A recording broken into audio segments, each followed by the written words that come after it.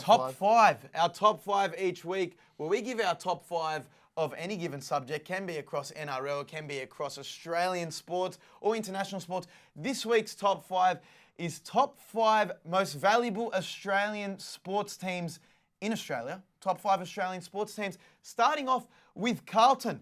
Now, Carlton is valued at $92 million in revenue.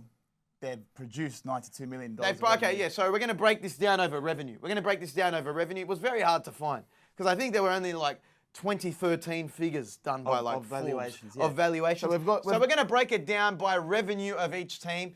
Starting with Carlton, $92 million in revenue. And you'll know it. We called it out last week. When Collingwood and Carlton go up against each other, they have the craziest fans. Probably have one of the highest membership bases in the AFL. So Carlton at number 5 with $92 million in revenue. I think what is going to be a trend throughout this list and what people call out Carlton for is they've got a big pokie machine base at their fan club. Okay. So I think that's gaming is a big factor with revenue across like all these teams. People have called out Carlton for this in the past, but that's what you can't blame them for having money. That's where they produce revenue, whether it's from on-game, on-field production or whether it's from gaming. And that brings us to number 4, another rich team in the AFL, Richmond, who in 2022 had $92 million in revenue as well. Now, that could be on the back of winning 3 out of 4 premierships over the last, 4 or 5 years. They're one of the greatest teams in the AFL. And I think on the back of that, they've been able to produce good financial results. And they're probably one of the most valuable teams in Australian sports. So seeing them at number 4 is no surprise. Number 3 is the Parramatta Eels. That's right. The Parramatta Eels at $102 million in revenue. Now, again, this has got a massive portion of this is gaming and Parramatta leagues. They love the pokies down there, but it's also one of the strongest membership bases in the NRL. They've got a bit, not that they've been the most successful club, but they have loyal fans coming off the back of a grand final. $102 million in revenue. Parramatta Eels number 3. At number 2, our team, the Canterbury Bankstown Bulldogs, at $120 million in revenue. $121 million. Which I was very surprised to see because they haven't been the best team over the last 10 years. I think it's another case of the pokies being a big driver. That's Tato at Canterbury League. Tato contributed to that. Is contributing to that figure. I have probably contributed to that figure as well.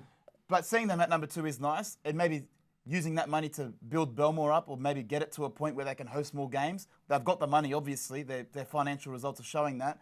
But seeing them at 2 is pleasantly surprising. And with the Bulldogs, I think they had a record year in terms of membership as well. Yeah. So they're on the up. They are on the up for a team that hasn't been crazily successful over the last decade.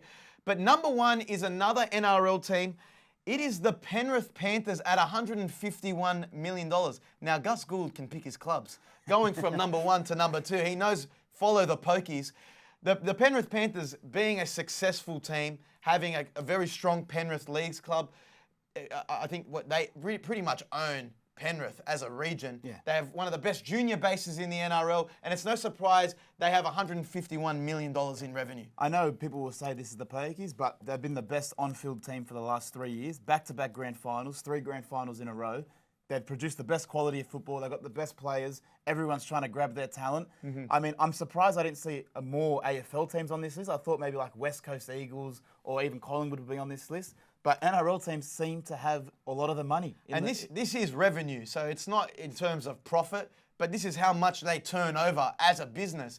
And to see Penrith Panthers up top ahead of big AFL teams is pretty impressive. I think Rugby Union came out last week and say, players want to play all over the world. Not in Penrith. Penrith is one of the most successful rugby league teams and sporting franchises in Australia.